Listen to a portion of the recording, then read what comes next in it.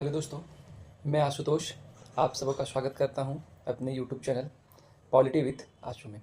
आज हम जिक्र करने वाले हैं बिहार असिस्टेंट प्रोफेसर से संबंधित जो ड्राफ्ट तैयार किया गया है उसकी जानकारी के बारे में। उसमें क्या क्या दिया गया है, क्या पात्रता है, कौन कौन एग्जाम में बैठ सकते हैं, इससे संबंधी जानकारी प्राप्त करेंगे। और मुख्यतः इस वीडियो का मेन फोकस यह है कि जो ड्राफ्ट में जो भी प्रावधान किए गए हैं उसमें क्या सुधार किए जाने चाहिए और क्या बहुत ज़रूरी है करना, और संभावित रूप से क्या आंदोलन हो सकते हैं, तो इन पे चर्चा करेंगे। सबसे पहले तो मैं आपको बता दूं कि मेरा जो भी हम जिस भी विषय पे अभी चर्चा कर रहे हैं एकदम निष्पक्ष चर्चा करेंगे, और उदाहरण के लिए एक दो स्टेट का मैं उदाहरण भी दूंगा। साथ ही साथ मैं आपको ये भी बताना चाहता हूँ कि मेरा मेन फोकस है कि इसमें क्या ड्राफ्ट में सुधार किया जाना चाहिए उसमें। अभी तक आप लोग इतना वीडियो तो देख ही चुके होंगे जिसमें आपको एक मोटा मोटी जानकारी मिल गई होगी कि कौन परीक्षा में बैठ सकता है, कौन नहीं बैठ सकता है। तो ये तो जानकारी आपको मिल ही गई होगी। बाकी कुछ जानकारी जो बहुत ज़रूरी है वो देने के साथ मैं आपको इस टॉपिक पे बात करना चाहूँगा कि क्या इसमें सुधार किया जा सकता है और जिसके लिए सुधार होगा। तो सबसे पहले हम बात करते हैं कि ये जो बिट के थे बिहार असिस्टेंट के प्रोफेसर की तरफ से जो एग्ज़ाम आयोजित किया जाएगा, जो ड्राफ्ट किया गया है उसमें है कि जनरल कैटेगरी के लिए एमए में 55% मार्क्स होनी चाहिए। उम्मीद है कि जो वैकेंसी आएगी उससे पहले बिट का एग्ज़ाम हो जाए बिहार एलिजिबिलिटी टेस्ट के रूप में।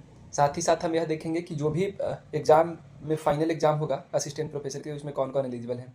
तो सबसे पहले जिन्होंने पीएचडी कर रखा है उसका कुछ रेगुलेशन है 2009-2016, उस रेगुलेशन के बेसिस पे तो वो बैठ सकते हैं। दूसरे नंबर पर जिन्होंने नेट क्वालिफाई कर रखा है, जैसे मेरा नेट है तो हम नेट के बेसिस पे बैठेंगे। इसके अलावा अभी जो बिहार में बेट आयोजित होगा उसमें जो पास होंगे उस बेसिस पर भी लोग अप्लाई कर सकते हैं। तो तीन आधार है, एक तो सेट हो गया, दूसरा नंबर नेट हो गया और तीसरे पीएचडी के लिए। अब इसमें देखिए कि एज का क्या प्रावधान है। एमए के लिए तो 55% है जनरल कैटेगरी के लिए और 5% छूट है जो भी एसटी एससी कैटेगरी से आते हैं उनके लिए। एज का देखें तो एज कम से कम 23 साल और मैक्सिमम 45 साल का रखा गया है। बाकी अलग अलग कैटेगरी के हिसाब से जो छूट मिलता है वो आपको मिलेगा। तो 23 से 55 है। दूसरा नंबर 200 नंबर का एग्ज़ाम होगा जिसमें कि 160 का एग्ज़ाम और 40 नंबर का इंटरव्यू होगा। अब 160 नंबर का जो एग्ज़ाम होगा वो लिखित होगा और 40 नंबर का जो इंटरव्यू होगा उसका नंबर मिला के जो फाइनल मेरिट लिस्ट बनेगा उसमें जिसका सबसे ज़्यादा होगा उसे आगे के लिए बुलाया जाएगा। अब मेन विवाद यहाँ पे है कि 40 नंबर का इंटरव्यू रखा गया है, तो इस पर आगे चर्चा करेंगे हम। दूसरे नंबर पे इंटरव्यू का वेटेज 20% दिया गया है और एग्ज़ाम का वेटेज 80% है। 3 घंटा का एग्ज़ाम होगा और जनरल कैटेगरी के लिए 50% क्वालिफाइंग है मार्क्स है, 50% नंबर लाना अनिवार्य है। दूसरा नंबर SC ST के लिए 45% यानी 5% का छूट दिया हुआ है। साथ इस बेसिस पे जो जिसका ज़्यादा मार्क्स रहेगा उस बेसिस पे आपको फिर आगे के लिए बुलाया जाएगा इंटरव्यू के लिए। यहाँ हो गया। दूसरा नंबर सबसे महत्वपूर्ण बात है कि जिसमें जो सबसे अधिक अंक प्राप्त करेगा उसको फाइनल के लिए बुलाया जाएगा। दूसरे नंबर किसी भी कंडीशन में एक ही मार्क्स दो व्यक्ति को अगर बराबर मिल जाता है, मान लीजिए कि मेरा मार्क्स अगर जो भी हम 170 मान लीजिए ले आए, इंटरव्यू मिला के 180 ले आए, 170 ले आए, और सेम कंडीशन में कोई हमसे बहुत बड़े जो हमसे एजेड हैं और जो पीएचडी कर रखे हैं और वो भी एग्जाम में बैठे उनका भी 170 आ गया, इस कंडीशन में उनको प्राथमिकता में मिलेगी एज के बेसिस पे और मुझे प्राथमिकता नहीं मिलेगी। नंबर सेम होने पे अधिक एज वाले को प्राथमिकता दी जाएगी। तो मोटा मोटी समझ गए होंगे कि 55% मार्क्स, 23 से 45 वर्ष एज चाहिए, 200 नंबर का परीक्षा होगा, 3 घंटा का होगा, 160 का परीक्षा होगा, 40 का इंटरव्यू होगा, 3 घंटा का परीक्षा होगा। समझ गए होंगे ज़्यादा नंबर लाने वाले को आगे के लिए बुलाया जाएगा। अब हम मेन पॉइंट पे आते हैं। मेरा मेन मुद्दा क्या है कि इसमें क्या सुधार करना चाहिए और किसके लिए, किस सुधार के लिए अभी आंदोलन होगा। तो सबसे पहले मैं बता दूं कि इस टॉपिक पे मेरा कुछ रिजिडिटी नहीं है कि हम मतलब हमको जो लगा हम उस हिसाब से बता रहे हैं। दूसरा नंबर इसमें जो सुधार किया जाएगा, जैसे अभी हम डोमिसाइल का बात करेंगे, तो मेरा डोमिसाइल में ये नहीं है कि अदर स्टेट वाले को कोई मौका नहीं मिले। और हम इस टॉपिक पे इसलिए भी बोल रहे हैं क्योंकि हम लोग जब अदर स्टेट का असिस्टेंट प्रोफेसर एग्जाम देने जाते हैं तो हम लोग जनरल कैटेगरी से भी बहुत मिनिमम सीट पे हम लोग को बुलाया जाता है, सब सीट के लिए नहीं, ओपन सीट नहीं होता है। तो हम लोग यहाँ पे इस टॉपिक पे बात करेंगे। तो कुल मिला के ये है कि हम किसी व्यक्ति या किसी स्टेट के लोगों को कोई ठेस पहुंचाना नहीं चाहते हैं। तो मेरा मेन मकसद है कि क्या होना चाहिए और किस बेसिस पे होगा। तो हम बताया आपको कि बहुत सारे स्टेट में नाम नहीं लूँगा, और भी बहुत सारे स्टेट है जहाँ मैं एग्जाम देने गया हूँ और वहाँ भी सेम कंडीशन है कि ओपन वैकेंसी नहीं आता है। बिहार में पहली बार डोमिसाइल को लेकर प्रावधान किया गया कि ओपन वैकेंसी आएगा असिस्टेंट प्रोफेसर में। आज 25-26 साल के बाद एग्जाम ले रहे हैं, इसके बाद भी कंडीशन है। तो डोमिसाइल का क्या है कि इसमें प्रावधान किया गया है कि सुनने में आ रहा है मतलब कि ओपन वैकेंसी होगा। इसमें क्या है कि हर स्टेट के लोग को बराबर मौका मिलेगा जो यहाँ के लोगों को है। तो सबसे पहले मैं बता दूं कि जिस स्टेट का खासतौर पर हालांकि इस मामले में असिस्टेंट प्रोफेसर के लाइन में हर स्टेट का स्थिति बहुत खराब है, बेरोजगारी का स्तर बढ़ा हुआ है। मैं भी जब इस लाइन में आया था तो मतलब नहीं पता था हमको इतना काला सच्चाई के बारे में कि इतना जद्दोजहद है इस लाइन में आने के बाद। तो मेन मकसद तो नेट क्वालिफाई या जेआरएफ क्वालिफाई करने के बाद मेन स्ट्रगल स्टार्ट होता है। भटकिए नौकरी के लिए 10,000 5,000 का बढ़िया से नौकरी आपको नहीं, प्राइवेट कॉलेज वाला भी अगर रख भी लिया आपको ना तो समझिए कि क्लर्क चपरासी इतना भी आपको पेमेंट नहीं दे रहा है, बस किसी तरह काम चल रहा है। तो मेरा मेन मकसद है कि अगर आप सारा वैकेंसी ओपन रखिएगा तो जो यहाँ के लोग पहले से बिहार में इतनी बेरोजगारी है, बिहार का स्थिति है कि यहाँ पे इस मामले में सारे स्टेट में है, लेकिन बिहार का ये है कि अगर आप ओपन कर देते हैं तो जो यहाँ के लोग हैं उसको उतना मौका नहीं मिल पाएगा। और तो मेरा मेन मकसद है कि जो ओपन वैकेंसी की बात की गई इसे सुधार किया जाए, क्योंकि एक कहावत है कि अगर आपके पास कुछ है, मेरे पास तो कुछ पैसा है भी नहीं और हम चले चैरिटी करने, तो आपके यहाँ खुद इतना बेरोजगारी आसमान चढ़ रहा है, असिस्टेंट प्रोफेसर मारल चल रहे हैं। मतलब कुल मिला की स्थिति है, शब्द मारल चलना नहीं है सही होगा, लेकिन कुल मिला के है कि बहुत गंदा स्थिति है इस लाइन में।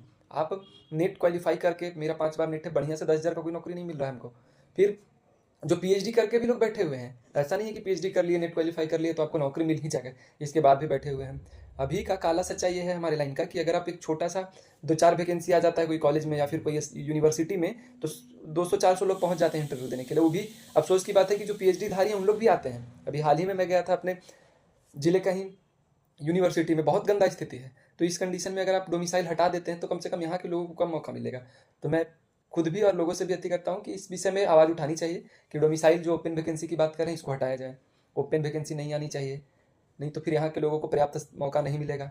तो मेन मकसद है। और अगर हम डोमिसाइल हटाने की बात कर रहे हैं तो इस बेसिस पे कर रहे हैं कि और भी बहुत सारे स्टेट हैं, मध्य प्रदेश, उत्तर प्रदेश, हरियाणा, वहाँ भी डोमिसाइल लगा हुआ है। और अगर कोई एक स्टेट हटाता है तो कहीं ना कहीं वहाँ के बच्चों के साथ पक्षपातपूर्ण होगा। अगर सारे स्टेट हटाते हैं कि हम असिस्टेंट प्रोफेसर की वैकेंसी में डोमिसाइल नहीं लगाएंगे तब तो बहुत अच्छा है, हम खुद स्वागत करते हैं इस चीज़ के लिए। लेकिन अगर सिर्फ एक स्टेट बिहार सबका ज़्यादा परोपकारी बन के अगर कुछ ऐसा करता है तो फिर आंदोलन होने की संभावना बढ़ती है। दूसरे नंबर पर हम बात करेंगे पीएचडी को लेकर। तो पीएचडी को लेकर बहुत ज़्यादा मैं कुछ नहीं कहना चाहूँगा, लेकिन अभी तक का देखा हूँ अलग अलग स्टेट में, जैसे एमपी, यूपी, वैसे पीएचडी वाले को बहुत कुछ, जो पीएचडी करके आए हैं उनको कुछ वैसा मिलता नहीं है कि पीएचडी आप करके आए हैं तो आपको, एपीआई स्कोर में था कि 30 नंबर पीएचडी का मिलता था, लेकिन यहाँ कुछ वैसा प्रावधान नहीं है कि आप पीएचडी करके आए हैं तो आपको नंबर मिलेगा। तो मेन मेरिट के बेसिस पे, अभी आप क्या है उस बेसिस पे आएगा। तो पीएचडी पे हम बहुत इसलिए भी नहीं बोलेंगे कि अभी आप में क्या काबिलियत है, उस बेसिस पे आपका एग्जाम होगा, आपका मेरिट होगा, आ जाइएगा। और पीएचडी एक शोध एक उपाधि है पीएचडी, और उसका मेन हमको लगता है कि आगे चल के लोगों को काम देगा, जैसे उनके पदोन्नति में काम आएगा, जब उनका प्रमोशन होगा उसमें पीएचडी का काम आएगा। तो यहाँ पीएचडी का कोई लॉजिक है नहीं, बाकी अगर लोगों को लगता है तो अपने हिसाब से आंदोलन करें, लेकिन और भी बहुत सारे स्टेट हैं वहाँ पीएचडी का प्रावधान नहीं रखा गया है, तो इस बेसिस पे बहुत आंदोलन करने और बात उठाने से हमको नहीं लगता है कि कुछ फायदा होगा। दूसरे नंबर पर बात करते हैं एक्सपीरियंस की। तो यहाँ पर मैं खुल के बात रखूँगा कि एक्सपीरियंस की अगर बात आती है तो एक्सपीरियंस मिलना चाहिए। जो भी पीएचडी करके कॉलेज में पढ़ा रहे हैं, जो भी पहले से 8 साल 10 साल पढ़े हैं, उन्हें एक्सपीरियंस एकदम मिलना चाहिए। जैसे एमपी में एक्सपीरियंस का 20 नंबर मिलता है, मध्य प्रदेश में जो भी एक्सपीरियंस्ड अप्लाई किए हैं असिस्टेंट प्रोफेसर के लिए सरकारी वैकेंसी में तो उन्हें 20 नंबर मिलता है। तो यहाँ कुछ ना कुछ एक्सपीरियंस वालों को प्रावधान रखना चाहिए। एकदम से एक्सपीरियंस को नकारना गलत चीज़ है, और एक्सपीरियंस वाले को प्राथमिकता दी जानी चाहिए। कुछ नंबर उनके लिए, कुछ परसेंट उनके लिए रिजर्व करना चाहिए कि एक्सपीरियंस वाले को दिया जाए। तो एक्सपीरियंस वाले को एकदम खुल के इसका समर्थन करते हैं, और कुल मिला के इसके लिए आवाज़ उठानी चाहिए। तो एक डोमिसाइल और दूसरा एक्सपीरियंस पे खुल के लोगों को बात करनी चाहिए। तीसरे नंबर पे सबसे महत्वपूर्ण टॉपिक है इंटरव्यू के लिए। अब लोगों को क्या समझ में आ रहा है और कितना बात उड़ रहा है लोगों के पास आ रहा है कि अगर इंटरव्यू अगर 40 नंबर का आप ले रहे हैं तो कहीं ना कहीं भ्रष्टाचार होने की संभावना बहुत ज़्यादा बढ़ जाती है। तो मेरा भी अपना मानना है कि इंटरव्यू में भ्रष्टाचार बढ़ती है, और इंटरव्यू के बेसिस पे भ्रष्टाचार बढ़ने की संभावना ज़्यादा है। तो कुछ कम नंबर 20 नंबर का इंटरव्यू रखा जाए तो ज़्यादा अच्छा होगा, और इसके लिए भी विरोध प्रदर्शन होना शुरू हो गया है और होगा। तो 3 टॉपिक बहुत महत्वपूर्ण था। इंटरव्यू का जो नंबर है 40 की जगह 20 नंबर का हो, 40 नंबर का इंटरव्यू होगा तो भ्रष्टाचार की संभावना बढ़ जाएगी। जैसे बहुत सारे स्टेट में मैं देखा हूँ, मध्य प्रदेश का ही कई रिजल्ट में मैं देखा कि जिसका 350 नंबर, 800 नंबर का एग्जाम होता है मध्य प्रदेश में और 100 नंबर का इंटरव्यू। अब 350 नंबर जो लाया है इंटरव्यू में, 350 नंबर जो एग्जाम में लाया है उसको इंटरव्यू में 90 नंबर दे दिया गया है, तो वहाँ से आप मेरिट बढ़ गया। और जिसका नंबर 600 के आसपास आया है एग्जाम में, उसको आप 20-25 नंबर इंटरव्यू में दे रहे हैं, तो ये तो पक्षपातपूर्ण हुआ। तो जितना ज़्यादा इंटरव्यू को नंबर दिया जाएगा, भ्रष्टाचार की संभावना उतनी ही ज़्यादा होगी। तो इंटरव्यू के नंबर को कम किया जाए। दूसरे नंबर पे बहुत महत्वपूर्ण नहीं है, लेकिन आयु पे बात करेंगे कि आयु भी घटाई गई है, 23 से 45 की गई है, तो इस पर भी बात होने की संभावना है। तो मेन जो हमको लगा पर्सनली, बाकी और भी अपने हिसाब से आप बताएं कि किस टॉपिक पे आवाज़ उठानी चाहिए और क्या सुधार किया जाना चाहिए। तो अभी तो फिलहाल मुझे 3 टॉपिक लगा। एक तो सबसे महत्वपूर्ण डोमिसाइल की बात की जाए कि ओपन वैकेंसी नहीं आनी चाहिए। दूसरे नंबर पे एक्सपीरियंस वाले को भी कुछ छूट दिया जाए, एक्सपीरियंस वाले को कुछ नंबर दिया जाए। तीसरे नंबर पे इंटरव्यू का नंबर कम किया जाए। ये 3 पॉइंट वैलिड हैं और इस पर बात किया जा सकता है। तो अभी के लिए फ़िलहाल इतना ही, और भी इससे जुड़ी जो जानकारी होगी मैं आपको बताऊंगा। और इसमें किसी भी प्रकार का अगर आपको कोई लगता है कि मेरे तरफ से कुछ वैसा गलती हुआ जिसे सुधारना चाहिए तो आप हमें फीडबैक दीजिए। साथ ही साथ अगर कुछ और ऐड करना है तो उस विषय में भी बताइए, ताकि इस वीडियो को और सुधार के दूसरा वीडियो लाया जाए। तो फिलहाल मेरा अंतिम में फिर यही कहना चाहूँगा कि किसी स्टेट के कोई बच्चे को, सारे मेरे भाई बहन हैं, तो किसी के साथ कोई मेरा पर्सनली दुश्मनी टाइप का नहीं है। हम किसी के लिए नहीं, बस अपने लिए आवाज़ उठा रहे हैं। अपने स्टेट, अपने सहपाठियों जो कि यहाँ पे हैं, हमारे स्टेट बिहार में जो है, उनके लिए आवाज़ उठा रहे हैं। हम आपके लिए भी आवाज़ उठा रहे हैं कि आपके लिए एक लिमिटेड सीट होना चाहिए जिस पे आप फाइट करें। जैसे हम लोग भी अदर स्टेट में जाते हैं तो लिमिटेड सीट पे बात करते हैं। हम लोग को ऐसा नहीं है कि सारे के सारे वैकेंसी को ओपन कर दिया जाता है और आइए आप भरिए। तो हम लोग भी सॉरी, लिमिटेड सीट पे बात करते हैं। तो आपकी तरफ से जो भी फीडबैक हो, फिलहाल 3 पॉइंट पे हम लोग सुधार की मांग करेंगे, डोमिसाइल, एक्सपीरियंस और इंटरव्यू को लेके। और यह बहुत वैलिड कारण है और इसमें सुधार होने की पर्याप्त संभावना है। और साथ ही साथ बेट होने के लिए भी आवाज़ उठाई जा रही है। तो बहुत जल्द बेट भी एग्ज़ाम होगी और उसके बाद असिस्टेंट प्रोफेसर के भी एग्ज़ाम होगी। धन्यवाद।